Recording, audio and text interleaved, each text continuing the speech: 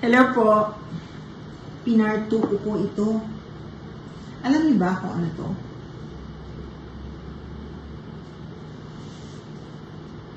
Natural na shape po niya yan. Parang itlog, di ba?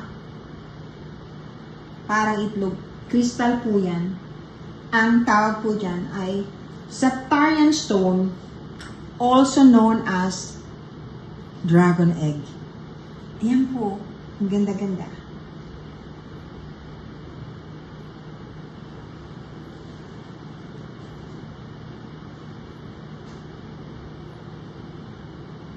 Bihira po yung ganito. Bilib na bilib po ako sa kristal kasi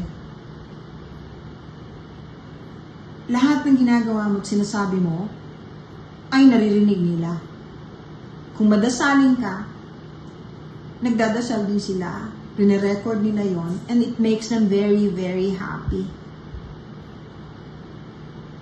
Yung mga napuntahan kong lugar, na pinapuntahan sa akin ng mga followers ko na may mga kristal na pagkaganda, yung agartha, naalala niyo po ba yon?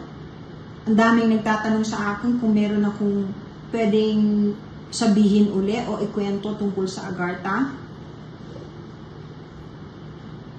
Ito po, 3 nights ago, bumisita ako uli doon. Ang dami kong nakitang preparasyon. Tanggap naman ako doon na eh. Parang may pinaghahandaan sila. Hindi lang po ako nagtagal kasi pagod na pagod ako dahil ang dami-dami kong ginagawa. Tapos, kailangan ko lang, I just wanted to check them out. I just wanted to find out if I can still go there, if I'm still accepted. And I was. They are especially happy when I started, when they heard, of course, alam nila yung ginagawa ko, when I was talking about crystals. Kasi, ang dami-daming crystals doon. Okay? Ang crystal kasi sa kanila, sacred. Sacred yan. Okay.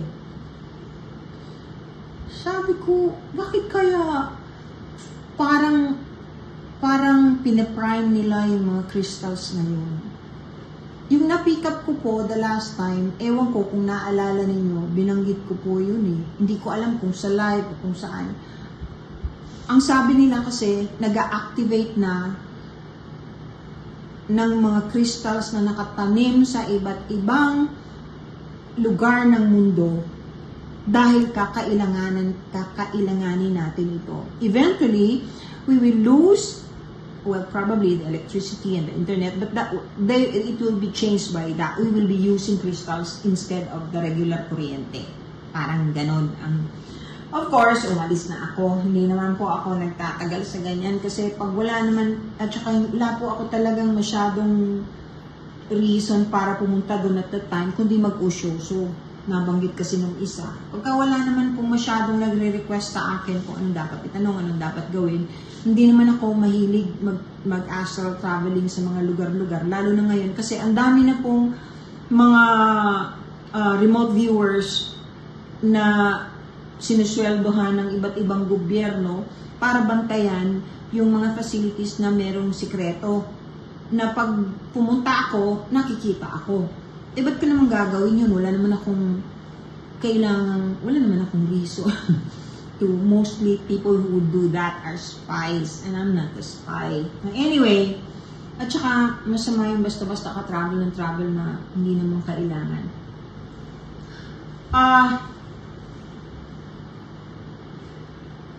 Nung magpunta po ako sa India, punta rin ako ng Mumbai, nag-attend po ako nung Bhikkhu Sangha.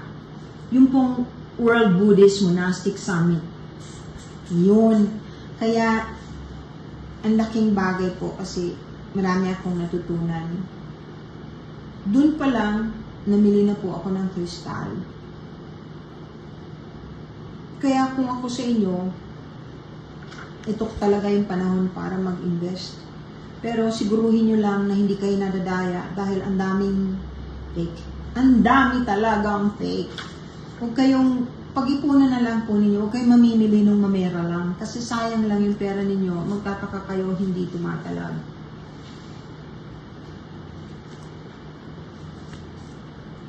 Yung pong Shungite, dapat halos lahat ng tao meron o yung mga kabataan. Kasi ang kinakain po nito ay yung EMF na nanggagaling sa mga computer. Yung parang, yung layman, kung yung sa ordinaryong tao, yung ala kayo, mag-iingat kayo, yung may radiation yan, yung parang ganun po. EMF, yung hindi dapat natin na-imbibe dahil masama sa katawan natin. Yung may mga tower ng mga malalaki na malapit ang bahay doon, naapektuhan pagka walang protection. So, yung Shungite, yun ang kinakain nila. Yung mga Russians, they're way ahead of us. Ginagamit na nila yan. Noon pa. Noon pa. Kung gusto niyo namang maging masaya, citrine. Antidepressant po ang citrine eh. Kailangan ninyo ng citrine palagi. Yung pampalit-palit, hindi naman po kamahalan ng citrine. Tapos,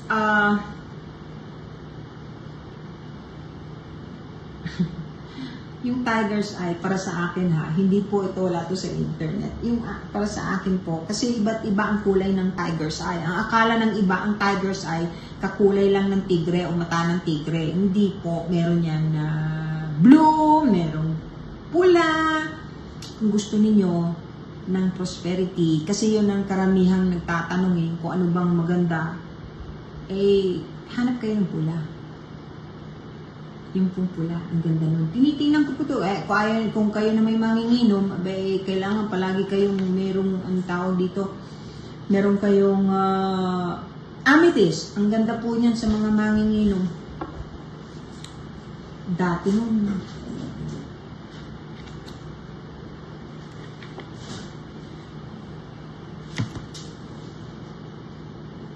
kung meron po kayong katanungan na importante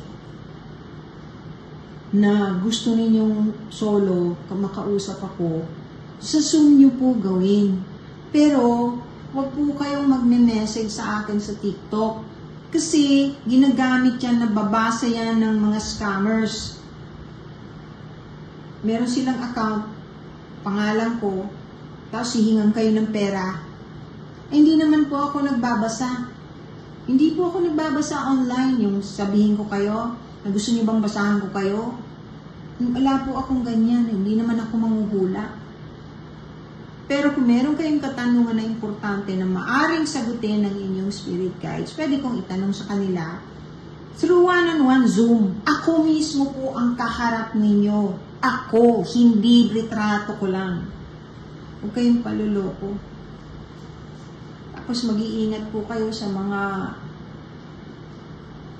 fake na nababasa sa internet na tungkol sa langit, sa mga marami pong hindi totoo eh.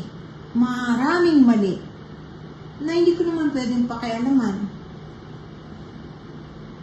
Tapos, kung gusto nyo pong maging maayos ang bahay ninyo, kayo na po ng mga magulang ang magpakita sa mga anak ninyo na kayo ay nagdadasal para gayahin kayo. Pero hindi po sapat yung dasal lang. Kailangan you practice what you preach. Pag nagdadasal kayo, huwag naman pagkatapos ninyo magdasal, nagmumura na kayo, kaya ang sama ng intensyon ninyo sa kapitbahay ninyo. Ganyan lang po. Nahirapan lang ako pag kami nagtatanong sa akin kung nangangaliwa ang Mr. o Mrs. nila. Hirap na hirap ako kasi bawal magsinungaling, di ba? Paano ko sasagutin yon kung nakikita kong nangangaliwa? Ang mag-asawa kasi, o mag-boyfriend o mag-partner, kung totoo na nagmamahalan at walang nagle-left turn, buo ang aura ninyo. Buo. Kung meron ng discrepancy sa kulay, kakaunti lang. Pero buo. O yun po. Sige, hanggang dito na lang muna po. I love you all. I bless you all. Thank you.